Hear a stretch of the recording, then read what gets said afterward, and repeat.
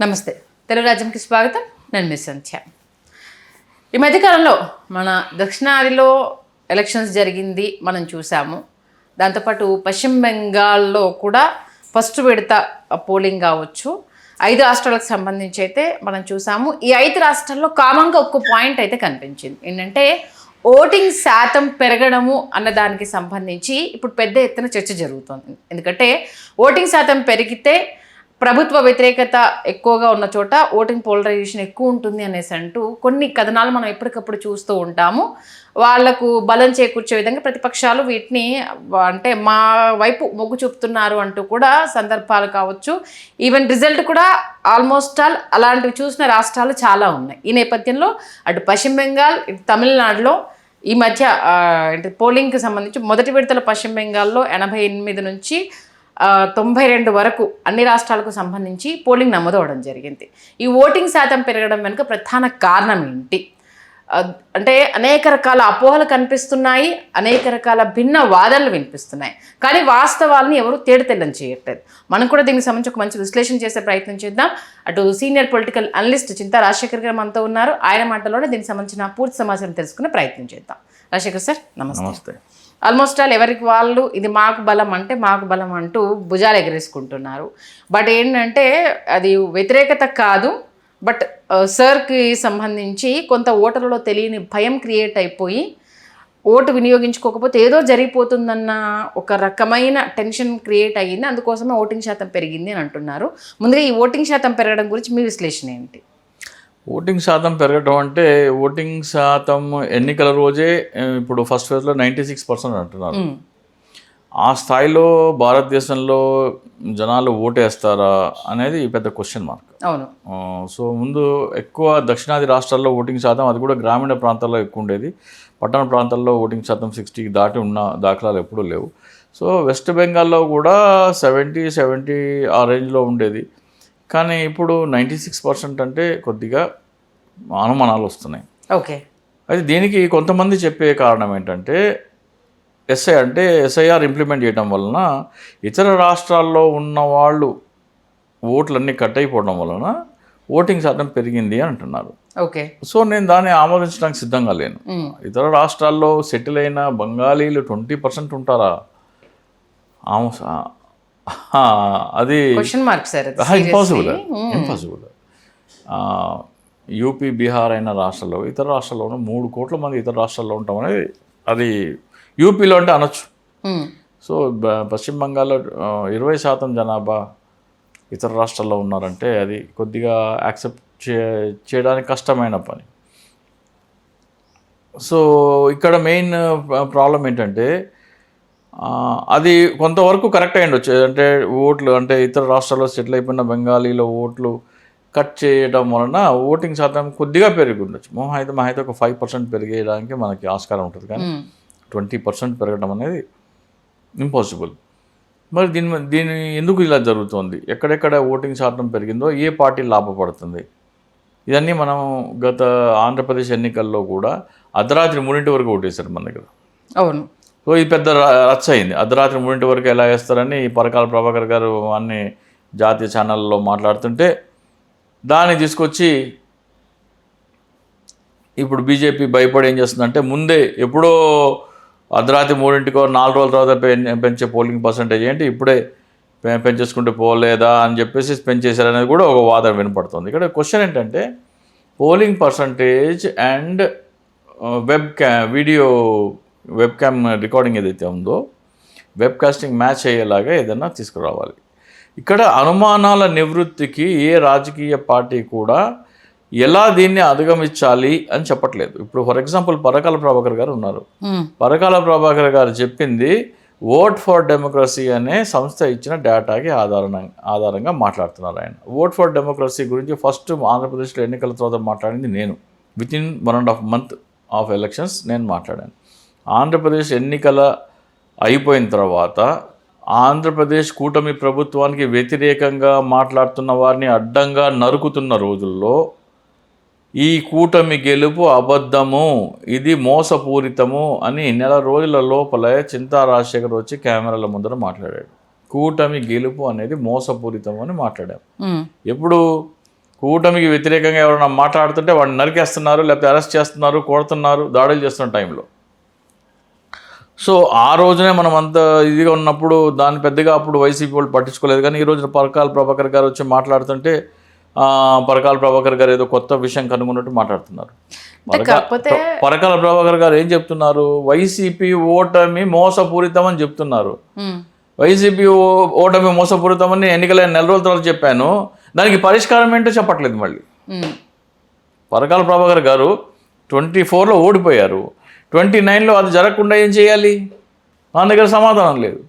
దాని దగ్గర సమాధానం వచ్చింత రాజశేఖర్ గురించి చెప్పిన అంశాల గురించి ఎవడు డిస్కస్ చేయట్లేదు. ఇప్పుడు ఎన్నికలు అయిపోయిన వెంటనే సుప్రీంకోర్టు ఎన్నికల సంఘానికి కొన్ని ఆదేశాలు ఇచ్చింది. ఆ ఆదేశాలకు అనుగుణంగా మార్గదర్శకాలు రూపొందించమని చెప్పింది. ఎన్నికల సంఘం ఏం చెప్పింది? సుప్రీంకోర్టు ఇచ్చిన ఆదేశాలకి పూర్తి భిన్నంగా మార్గదర్శకాలు రూపొందించింది. సుప్రీంకోర్టు ఏం చెప్పిందంటే ఈవీఎం ఎవరైనా ట్యాంపరింగ్ చేస్తే ఆ దొంగలను ఎలా పట్టుకోవాలో దానికి ఒక మార్గదర్శకాలు రూపొందించమంటే ఎన్నికల సంఘం ఏం చేసింది? ఈవీఎం ట్యాంపరింగ్ చేసేవాడు పట్టుబడకుండా తప్పించుకునేందుకు మార్గదర్శకాలు రూపొందించింది. దానిని ఛాలెంజ్ చేయమని వైసీపీ వాళ్ళ దగ్గరికి వెళ్తే వాళ్ళు పట్టించుకోకపోతే నేను హర్యానా, మహారాష్ట్ర ఎమ్మెల్యేల దగ్గరికి వెళ్ళి వాళ్ళ చేత ఛాలెంజ్ చేయించి ఎన్నికల సంఘం చొక్కా పుచ్చుకుని నిలదీస్తే వాళ్ళు అవును మేము రూపొందించిన మార్గదర్శకాలు తప్పు, మాతో పొరపాటు అయిపోయిందని సవరించిన మార్గదర్శకాలు ఇచ్చారు. 16/2024 స్టాండర్డ్ ఆపరేషన్ ప్రొసీజర్లో ఉన్న తప్పులను అంగీకరిస్తూ వాటిని సవరించి 17/6/2025 ఎన్నికల సంఘం ఇంకో స్టాండర్డ్ ఆపరేషన్ ప్రొసీజర్ జారీ చేసింది. దాని వెనకాల 100% కృషి చింతా రాజశేఖర్ది. ఇది వైసీపీ వాడికి ఎవరికి తెలియదు. పరకాల ప్రభాకర్ ఎన్నికల్లో ఓడిపోయాము అని ఎన్నికలు అయిపోయిన 2 సంవత్సరాల తర్వాత వచ్చి మాట్లాడుతుంటే దాని గురించి మాట్లాడుతున్నారు. కానీ అరే ఈ విషయం చింతా రాజశేఖర్ ఎన్నికలు అయిపోయిన నెల రోజులకే మాట్లాడాడు. ఆ ఎస్ఓపిని ఛాలెంజ్ చేస్తే సవరించిన ఎస్ఓపి ఇచ్చింది. ఆ సవరించిన ఎస్ఓపిలో కూడా తప్పులున్నాయి అంటున్నాడు చింతా రాజశేఖర్. దాన్ని ఛాలెంజ్ చేస్తే బ్యాలెట్ పేపర్ ఎన్నికలు వస్తాయి కదా. చింతా రాజశేఖర్ తీసుకొని ఇప్పుడు బ్యాలెట్ పేపర్లో ఎన్నికలు ఎలా తీసుకురావాలనే విషయం మాట్లాడాలి. కానీ Parakala Prabhakar vote for democracy డేటాని తీసుకొని నిమిషానికి ఇన్ని ఓట్లు సాధ్యమా ఇవన్నీ ఎన్నికలుగా నెల రోజులకే మేము మాట్లాడాము. ఓకే. సో ఈ అంశాల గురించి మాట్లాడితే బాగుంటుంది. సో ఇప్పుడు మీరు చెప్పిన దీదీ అంశానికి వస్తే 96% ఓట్ పోల్ అయితే 96% ఓట్ పోల్ అయినట్టు ఆయా వెబ్ కాస్టింగ్ కెమెరా ఆధారాలు రుజువు చేస్తున్నాయా లేదా అని చూడాలి ఫస్ట్. యాక్చువల్గా ఏంటంటే అస్సాం, కేరళ, పుదుచ్చేరిలో మాత్రమే 100% లైవ్ వెబ్ కాస్టింగ్ ఏర్పాటు చేశారు. ఇటు తమిళనాడులో కావచ్చు, పశ్చిమ బెంగాల్లో కావచ్చు, వెబ్ కాస్టింగ్ ఏర్పాటు చేశారా లేదా అనే దానికి సంబంధించి ఇన్ఫర్మేషన్ లేదు. వెబ్ కాస్టింగ్ అంటే మీరు అర్థం చేసుకోండి. సో ఇక్కడ ఈ అంశాలు మాట్లాడకుండా విపక్ష పార్టీలు మేము 2 సంవత్సరాల తర్వాత మేల్కొని మేము మోసపూరితంగా ఓడిపోయామంటే ఎట్లా? సరే మోసపూరితంగా ఓడిపోయావు, ఈ రోజున బీజేపీకి సవాల్గా లేచి నిలబడి ఎట్లా చేస్తావని అడిగే దమ్ముందా అంటే అది కనపడలేదు. ఓకే. సో నేను చెప్పేది ఏంటంటే ఎన్నికలు పారదర్శకంగా జరగాలంటే ఏం చెయ్యాలని ఇప్పుడు ఆలోచించండి. మోసపోయా అని ఏడుస్తూ కూర్చోకండి. రాబోయేసారి మోసపోకుండా ఏం చేయాలని ఆలోచించండి. 17 జూన్ 2025 ఇచ్చిన ఎస్ఓపిని ఛాలెంజ్ చేస్తే బ్యాలెట్ పేపర్ ఎన్నికలు వస్తాయి. ఎంతమంది ఛాలెంజ్ చేస్తారు? అది కదా క్వశ్చన్ మార్క్. మీకు ఇక్కడ 2 అంశాలండి. అయితే బీజేపీ బూట్లు నాకి అధికారంలోకి రండి, లేదా విపక్షంలో కూర్చోండి. ఈవీఎంల ట్యాంపరింగ్ అని అంటే మరి మిగతా రాష్ట్రాల్లో కూడా బీజేపీ సత్తా చట్టాలి కదా. తెలంగాణలో ఓడిపోయింది, కర్ణాటకలో ఓడిపోయింది, ఇలాంటి పంజాబ్లో ఓడిపోయింది. ఇలాంటివన్నీ ఇప్పుడు ఈవీఎంల ట్యాంపరింగే జరిగింది. ఈవీఎంలో వాళ్ళ బలం అనుకున్నప్పుడు మరి మిగతా రాష్ట్రాల్లో కూడా ఆ శక్తి కూడా కట్టుకోవాలి కదా. దొంగతనం చేసేటప్పుడు అన్ని వరుసగా అన్నిళ్ళలో దొంగతనం చేయడు. ఓకే. కొన్నిళ్ళు వదిలేస్తాడు. వాళ్ళు అదే అంటారు కదా, వాళ్ళు చెప్పేది ఏమంటారు? ఈ ఇంట్లో దొంగతనం అయింది అంటే పక్కింటి వచ్చి నా ఇంట్లో కాలే కదా, ఆడ దొంగ అంటే ఆడ దొంగతనం చేసి అంటే నా ఇంట్లో కాలేదు, ఆడ దొంగ కాదు అంటాడు. సో దొంగ కాదు అని చెప్పడానికి కొంత వదిలేయాలి. ఇప్పుడు మహారాష్ట్రతో పాటు ఛత్తీస్గఢ్ ఎన్నికలు జరిగినాయి. ఛత్తీస్గఢ్ వదిలేసారు, మహారాష్ట్ర గెలుచుకున్నారు. హర్యానాతో పాటు జమ్మూ కాశ్మీర్ ఎన్నికలు జరిగినాయి. జమ్మూ కాశ్మీర్ వదిలేసారు, హర్యానా వేసుకున్నారు. సో ఆ జరుగుతున్న రాష్ట్రాల్లో ఏది ముఖ్యమో, ఏది మనకు అవసరమో, ఏది రెవెన్యూ పరంగా డబ్బులు సంపాదించుకునే సోర్స్ ఉందని చూసుకొని ఆ రాష్ట్రానికి బుట్టలో వేసుకొని మిగతా వదిలేస్తారు. ఓకే. సో ఇది బీజేపీ 100%. మీరు స్టాండర్డ్ ఆపరేషన్ ప్రొసీజర్ చదివితే 100% అక్కడ ట్యాంపరింగ్ జరుగుతుందని అర్థమైపోతుంది. సో ఇక్కడ ఒకటే సమస్య, మీకు ట్యాంపరింగ్ జరగకుండా బ్యాలెట్ పేపర్ ఎన్నికలు కావాలంటే ఏం చెయ్యాలి? చింతా రాజశేఖర్ని సంప్రదించండి. అవుతుంది అంటారా? ఎందుకంటే టెక్నాలజీతో ముందుకెళ్తున్నప్పుడు మళ్ళీ పాత పద్ధతిలో అనేది టెక్నాలజీ మోసం చేసేందుకే టెక్నాలజీ, మోసం చేసేందుకే టెక్నాలజీ. ఎక్కడైతే టెక్నాలజీ వాడాలో కదా, ఎందుకు ప్రూవ్ చేయట్లేదు? ఎందుకు గతంలో ఇదే అంశానికి సంబంధించి కేసీఆర్ గారు మాట్లాడారు, ఏంటిది ట్యాంపరింగ్ చేయడం చాలా ఈజీ అనేసి. బట్ ఎలక్షన్ లోకి వెళ్ళినప్పుడు ఆయన 2 పర్యాయాలు అదే ఈవీఎంల మీద గెలిచారు. వాళ్ళ దాని గురించి ఎక్కడ మాట్లాడింది కానీ ఎక్కడ డిస్కషన్ కానీ పెద్ద ఎత్తున జరగలేదు దీనికి సంబంధించి. ఇప్పుడు ట్యాంపరింగ్కి ఆస్కారం ఉన్నది కేవలం ఈవీఎంలోనే, బ్యాలెట్ పేపర్లో ఆస్కారం ఉండదు. అలాగే ఇంతలో మాట్లాడుతున్నారు కదా, వైసీపీ 151 సీట్లతో గెలిచింది కదా, మరి అది ఈవీఎం ట్యాంపరింగేనా? అంటే 2019లో వైసీపీ కనుక ఈవీఎం ట్యాంపరింగ్తో గెలిస్తే 2024లో ఆ అవకాశం ఏ భూ ప్రపంచం మీద బుద్ధున్న ఎవడో వదులుకోడు. ఒప్పుకుంటారా మీరు? అవును, ఒకసారి అలవాటు పడిన తర్వాత 2 రోజులు అంటే జగన్మోహన్ రెడ్డి గారిని ముందు పొత్తుకు ఆహ్వానించి జగన్మోహన్ రెడ్డి గారు కాదంటేనే చంద్రబాబు నాయుడుతో పొత్తుకెళ్ళారు. సో 2019లో ఈవీఎం ట్యాంపరింగ్తో గెలిచింటే అది కేవలం బీజేపీతోనే సాధ్యం. బీజేపీతో పొత్తులో ఉంటేనే ఈవీఎం ట్యాంపరింగ్ సాధ్యం, లేకపోతే సాధ్యం కాదు. సో 2019లో ఈవీఎం ట్యాంపరింగ్తో సాధ్యమైతే బీజేపీ 2019లో చేసినట్టయితే 2024లో బీజేపీతో పొత్తు పెట్టుకోకపోతే మనం దెబ్బతింటాము అని ఆ భయంతోనైనా సరే పొత్తు పెట్టుకుంటారు. ఓకే. సో తిరస్కరించారంటే అది కాదు. రెండోది, మీరు ఈవీఎం మోసాలతో గెలిచినోడు ఎవడు సంక్షేమ హామీలు అమలుపరచడానికి తాపత్రయపడడు. ఓకే, ఈవీఎంలు ఉన్నాయిగా చూసుకుందాం, ఏమి చేయకపోయినా గెలిచేచ్చు. కానీ జగన్మోహన్ రెడ్డి కరోనా టైంలో కూడా సంక్షేమ పథకాలు ఆగడానికి వీలేదు అని పడ్డ తపన చూస్తే ఆయన ఈవీఎం ట్యాంపరింగ్ వల్ల గెలవలేదు. ఓకే. ఫర్ ఎగ్జాంపుల్ కరోనా టైంలో చంద్రబాబు నాయుడు అనుకో, డబ్బులు లేవు బ్రదర్, కరోనాలో ఇన్కమ్ లేదు, సారీ 2 ఏళ్ళు ఆపేద్దాం అంటాడు. కానీ జగన్మోహన్ రెడ్డి అలా అనలేదు. ప్రజలకు ఇచ్చిన మాట నిలబెట్టుకోవాలనే తపన జగన్మోహన్ రెడ్డిలో ఉందంటే అద్భుతంగా కూడా చేశాడు. సో కాబట్టి జగన్మోహన్ రెడ్డి గారు 2019లో ఈవీఎం ట్యాంపరింగ్ కాదు, 2024లో ఖచ్చితంగా ఈవీఎం ట్యాంపరింగ్, దాంట్లో డౌటే లేదు. మీకు 2023లో చూసుకుంటే అంటే ఫిబ్రవరి నుంచి స్టార్టింగ్ నుంచి చూసుకుంటే త్రిపుర, మేఘాలయ, నాగాలాండ్, కర్ణాటక, నవంబర్కి వచ్చేసరికి మిజోరాం, ఛత్తీస్గఢ్, మధ్యప్రదేశ్, రాజస్థాన్, తెలంగాణ, 5 రాష్ట్రాల్లో తెలంగాణ తప్ప మీదని బీజేపీ. ఓకే. కాబట్టి అవి కీలకం అనుకున్నారు కాబట్టి ఇది వదిలేశారు, అంతేనా? అంతే. ఓకే, దాంట్లో డౌట్ లేదు. సో అలా ప్రతిసారి మీరు చూసుకుంటే కీలకమైన రాష్ట్రాలు ఖాతాలో వేసుకొని కీలకం కాని రాష్ట్రాలు ఈవీఎం ట్యాంపరింగ్ జరగట్లేదు అనే ఒక ఆధారం కోసం అవి వదిలేస్తారు. ఓకే, అది బీజేపీ మోడస్ ఆపరెండి. అంటే మాక్సిమం దక్షిణాదిలో పాగా వేయాలనేది కళ కాబట్టి కర్ణాటక కానీ ఇటు తెలంగాణలో కానీ అట్లీస్ట్ ఆ బలమన్నా చూపించుకోవాలని అనుకుంటుంది కదా. కర్ణాటకలో ఘోరంగానే ఓడిపోయింది, తెలంగాణలోనూ ఏంటిది ఈసారి కొంత మెరుగ్గా ప్రభావం చూపించింది. ఇప్పుడు హర్యానా, జమ్మూ కాశ్మీర్. హర్యానా అంటే ఏంటి? ఢిల్లీని ఆనుకున్న ప్రాంతం, రియల్ ఎస్టేట్ బాగా డబ్బులున్న ఇది, గుర్గాం ఇవన్నీ రియల్ ఎస్టేట్. సో ఢిల్లీకి ఆనుకున్న ప్రాంతం. జమ్మూ కాశ్మీర్ మైనారిటీ ప్రాంతం, అక్కడ బీజేపీ గెలిచిందంటే ఎవడు నమ్మడు. ఓకే, అందుకనే వదిలేసేయండి. హర్యానా జేబులో వేసుకోండి.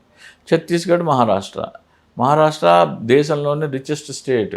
అవును, ఆర్థిక పరంగా నిధులు బాగా సమకూర్చుకోలేదు. అలాగే ఆర్ఎస్ఎస్ కేంద్ర కార్యాలయం ఉన్న రాష్ట్రం కాబట్టి అది ఓడిపోతే తప్పుడు సంకేతాలు వెళ్తాయి. కాబట్టి కనీవి నెరగని రీతిలో విజయం, అది మామూలు విజయం కూడా. మహారాష్ట్ర అంతకంటే ముందర 6 నెలల్లో జరిగిన ఎన్నికల కంటే కూడా మీకు అసెంబ్లీ ఎన్నికలు వచ్చినప్పటికల్లా 50 లక్షల ఓట్లు పెరిగాయి 6 నెలల్లో. అదే కదా. ఇప్పుడు చింతా రాజశేఖర్ ఏదో మాట్లాడుతున్నారు అనుకుంటారు, కానీ రాహుల్ గాంధీ మహారాష్ట్రలో ఓటర్ లిస్ట్ ఎలా మార్చారు అని గురించి మాట్లాడారు. ఓట్ చోరీ ఆటం బాంబ్ అని చెప్పారు. అది అయిపోయిన తర్వాత రాహుల్ గాంధీ గారు ఒక స్టేట్మెంట్ ఇచ్చారు. ఓటు చోరీ ఆటం బాంబ్ అయితే ఒకసారి రాహుల్ గాంధీ గారు ఏమన్నారు ఒకసారి మీరు ప్లే చేయండి. भैया एटम बम का नाम सुना आपने? सुना है एटम बम का नाम? उससे बड़ा क्या होता है? उससे बड़ा क्या होता है? एटम बम से बड़ा हाइड्रोजन बम होता है नहीं होता है? माधवपुरा में हमने एटम बम दिखाया था. बीजेपी के लोगों तैयार हो जाओ, हाइड्रोजन बम आ रहा है. జస్ట్ ఇందాక మీరు చెప్పింది ఈవీఎంల గురించి ఫస్ట్ రైజ్ చేసింది మీరు అనేసి అని, అది రాహుల్ గాంधी గారికి పంపించింది మీరు. वोटर लिस्ट में एटम बम है तो हरियाणा और महाराष्ट्र में वीवीपैट हाइड्रोजन बम है. హైడ్రోజన్ బాంబే. చింతా రాజశేఖర్ 1/8/2025. 11/8/2025. నేను మాట్లాడిన 1.5 మంత్కి ఈ ఇష్యూ ఆయన బయట మాట్లాడారు. మీరు మాట్లాడిన 1.5 మంత్కి నేను డీటెయిల్స్ పంపించిన 1.5 మంత్కి. ఓకే. సో ఈ రోజున ఎవరికైనా సరే బ్యాలెట్ పేపర్ కావాలి అంటే దాన్ని ఎలా తీసుకురావాలా అనే దానికి ప్రత్యామ్నాయం చింతా రాజశేఖర్ దగ్గర ఉంది. ఓకే. చింతా రాజశేఖర్ ఆల్రెడీ స్టాండర్డ్ ఆపరేషన్ ప్రొసీజర్ని మార్చి కొత్త స్టాండర్డ్ ఆపరేషన్ ఇప్పించాడు ఎన్నికల సంఘం చేత. సుప్రీంకోర్టులో చొక్కా పుచ్చుకొని నిలబెట్టి ఎస్ఓపిని మార్పిచ్చాడు. సో ఆ ఎస్ఓపిని కూడా ఛాలెంజ్ చేస్తే బ్యాలెట్ పేపర్ ఎన్నికలు వస్తాయి. ఓకే. సో బ్యాలెట్ పేపర్ ఎన్నికలు కావాలంటే చింతా రాజశేఖర్ సంప్రదించండి. బ్యాలెట్ పేపర్ ఎన్నికలు నా ఫీజు ఎంత, నీకు బ్యాలెట్ పేపర్ ఇప్పిస్తా. ఓకే. అది విషయం. అట్లా సాధ్యమవుతుంది చింతా రాజశేఖర్ గారికి? అది నా దగ్గర ఉంది. నా దగ్గర ఉంది అని నమ్మడానికి మీకు ఆధారాలు కావాలంటే 2024లో ఇచ్చిన ఎస్ఓపిని సవరింపజేసి కొత్త ఎస్ఓపిని ఇచ్చాను. ఎన్నికల సంఘం వచ్చి కోర్టులో మేము చేసిన తప్పు అని ఒప్పుకొని కొత్త ఎస్ఓపి ఇచ్చింది. ఇప్పుడు పాత ఎస్ఓపి రద్దు చేసి కొత్త ఎస్ఓపి ఇచ్చిందంటే ఏంటి? పాత దాంట్లో తప్పులు ఉన్నాయి అర్థం కదా. తప్పు చేసామని ఒప్పుకున్నట్టే కదా. అది ఎవరు చేశారు? చింతా రాజశేఖర్. ఇది తెలియదు ఎవరికి, వైసీపీ వాడికి. Rahul Gandhi voter list atom bomb అయితే హైడ్రోజన్ బాంబు అంటే ఆటం బాంబు కంటే శక్తివంతమైనది హైడ్రోజన్ బాంబు, దాని ఆధారాలు నేను ఇస్తానని రాహుల్ గాంధీ మాట్లాడాలంటే రాహుల్ గాంధీ గారికి ఆ సమాచారం ఎవరు ఇచ్చారు? చింతా రాజశేఖర్. ఇలా తెలియదు. మరి మీరు ఎందుకు దీనికి సంబంధించి ఫైట్ చేయలేదు? నేను ఏది ఫ్రీగా చేయదలుచుకోలేదు. Purely professional. ఓకే. ఒకేసారి మొత్తం అంతా బయట పెట్టేస్తే మనం విలువ తెలియదు. సో సగం వరకు బయట పెట్టి ఎస్ఓపిని మార్పిచ్చి ఇది నా కెపాసిటీ, ఇది నా క్యాలిబర్, ఇది నా టాలెంట్ అని చూపించాను. నేను చూపించిన తర్వాత ఇప్పుడు నా ఫీజు ఎంత చెప్పు, మిగతా చెప్తా. ఒక నార్మల్ ఉద్యోగి మీరు, నార్మల్ ఉద్యోగికి ఏంటి అసలు ఈవీఎంల మీద ఇంత గ్రిప్ ఏంటి? అంటే ఎక్కడ ఈ సమాచారం సేకరించారు? దీన్ని ఏ రకంగా మీరు ప్రూవ్ చేశారు? ఎందుకని ఇది మీడియా మాధ్యమాల్లో దీనికి సంబంధించి ఎక్కడ సర్క్యులేట్ అవ్వలేకపోతుంది? ఇది మరి మీరు చెప్పిన ఈ కదా. ఇప్పుడు ఏంటంటే పరకాల ప్రభాకర్ నిర్మలా సీతారామన్ గారి భర్త. సో ఆయన చెప్తే ఎక్కువ వాల్యూ ఇవ్వాలి అని అప్పుడు బాగా స్ప్రెడ్ చేశారు న్యూస్. అది పరకాల ప్రభాకర్ గారు మాట్లాడిన అంశాలు 2 సంవత్సరాల క్రితం నేను మాట్లాడాను, ఇంద్రనీల్ రెడ్డి మాట్లాడాడు. ఎలక్షన్ అయిపోయి, నేను చెప్తున్నాను కదా, ఎలక్షన్ అయిపోయి కూటమి నాయకులు వైసీపీ కూటమికి వ్యతిరేకంగా మాట్లాడే వాళ్ళందరినీ అడ్డంగా నరుకుతున్న రోజుల్లో చింతా రాజశేఖర్ కూటమి గెలుపు మోసపూరితం, ఈవీఎం ట్యాంపరింగ్ అని మాట్లాడాడు. అప్పుడు ఎవరూ లేరు మాట్లాడిన వాళ్ళు. ఈ రోజున అనలిస్టులు మీరు తీసుకోండి, పేరు తీసుకోండి, అనలిస్ట్ ఈ రోజున అనలిస్టులు మాట్లాడుతున్నారు కదా మళ్ళీ వచ్చి. ఆ రోజున 6 నెలలు దాక్కున్నారు. గొడ్డళ్లతో నరుకుతున్న టైంలో వచ్చి చింతా రాజశేఖర్ మాట్లాడాడు ఈ మోసపూరితమైన ఎన్నిక, కూటమి గెలుపు మోసపూరితం అని. ఎందుకంటే ఆ డేటాతో మాట్లాడాడు. అది మాట్లాడి వైసీపీని ఛాలెంజ్ చేయమంటే వైసీపీ ఆసక్తి చూపించకపోతే హర్యానా కాంగ్రెస్ ఎమ్మెల్యేలు, మహారాష్ట్ర కాంగ్రెస్ ఎమ్మెల్యేలతో వాళ్ళకి ఈ సమాచారం ఇచ్చి ఈ అంశాలు మీరు ఛాలెంజ్ చేయండి సుప్రీంకోర్టులో అంటే వాళ్ళు ఛాలెంజ్ చేస్తే అప్పుడు ఎన్నికల సంఘం నిజమే మేము తప్పు చేశామని ఒప్పుకొని కొత్త ఎస్ఓపి ఇచ్చింది. అంటే పాత ఎస్ఓపి ప్రకారము ఈవీఎం దొంగల్ని పట్టుకునేందుకు ఆస్కారం లేదు, మా ఎన్నికలు రద్దు చేయండి అని అడిగే ఆస్కారం కూడా ఉంది వైసీపీకి. ఓకే, కానీ ధైర్యం చేయలేదు. వాళ్ళకి ఇంట్రెస్టే లేదు. వాళ్ళకి పెద్ద పెద్ద పేర్లు కావాలా, సబ్జెక్ట్ అవసరం లేదు. మరి ఇప్పుడు ఆ ఎస్ఓపి ఇచ్చిన తర్వాత కూడా ఇప్పుడు మిగతా రాష్ట్రాల్లో జరిగిన ఇప్పుడు ఒకవేళ అది ఇచ్చిన తర్వాత ఇప్పుడు జరగబోతున్న రాష్ట్రాల్లో ట్యాంపరింగ్ జరగదు అని అన్న గ్యారంటీ ఉందా? ఇప్పుడు 9 అంశాల్లో అవకతవకలు జరిగేందుకు లూప్ హోల్స్ పెట్టారండి ఎస్ఓపిలో. వాళ్ళకి చెప్పాము మేము. వాళ్ళకి చెప్తే హర్యానా చెందిన కరణ్ సింగ్ దలాల్ ప్రశాంత్ భూషణ్ దగ్గరికి వెళ్ళారు.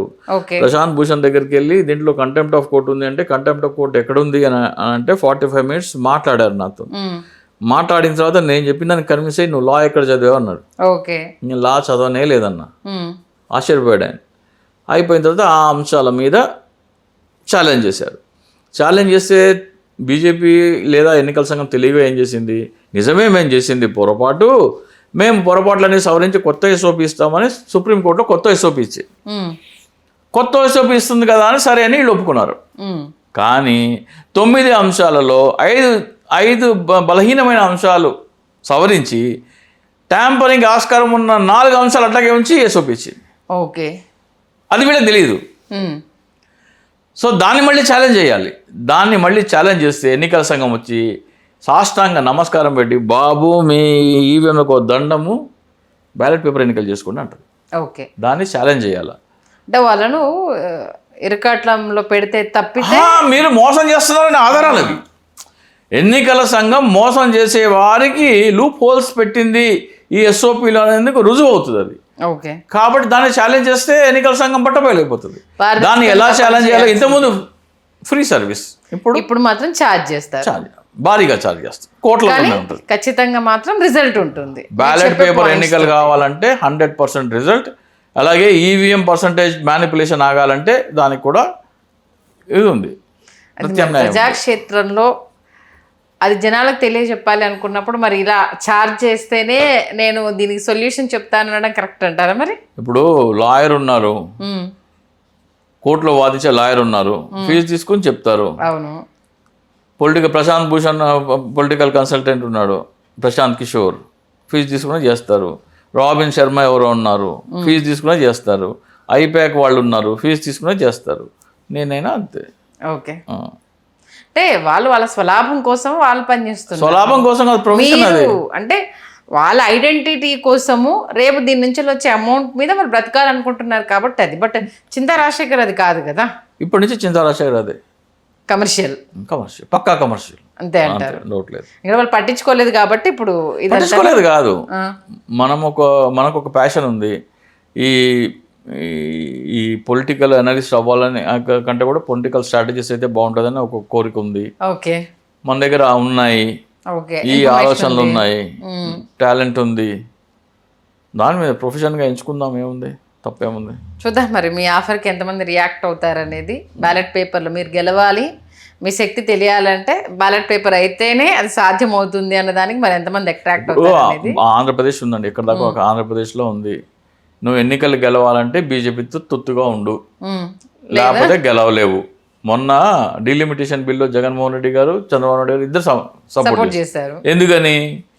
బీజేపీతో రాబోయే ఎన్నికల్లో గెలవాలి. లేదు బీజేపీ లేకపోయినా మేము గెలవాలి, ప్రజాదరణ మీద మేము గెలవాలి అంటే బ్యాలెట్ పేపర్ ఎన్నికలు కావాలి. ఆ బ్యాలెట్ పేపర్ ఎన్నికలు ఎలా కావాలి అంటే చింతా రాజశేఖర్. మీకు మీ సత్తా మీద గెలవాలి అని ఉంటే బ్యాలెట్ పేపర్ ఎన్నికలతోనే గెలవగలరు, లేకపోతే గెలవలేరు. Ruled out. ఈవీఎం ఉంటే రూల్డ్ అవుట్. ఈవీఎం ఉంటే గెలవాలంటే ఏం చేయాలి? బీజేపీ బూట్లు నాకాలి.